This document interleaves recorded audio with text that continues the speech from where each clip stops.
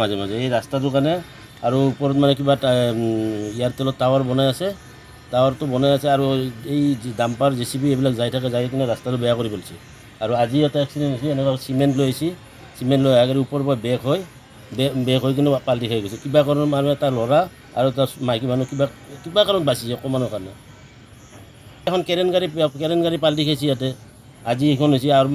বাইকৰ এক্সিডেণ্ট হৈয়ে থাকে মাজে মাজে হৈয়ে থাকে যোৱা সপ্তাহতে হৈছে এটা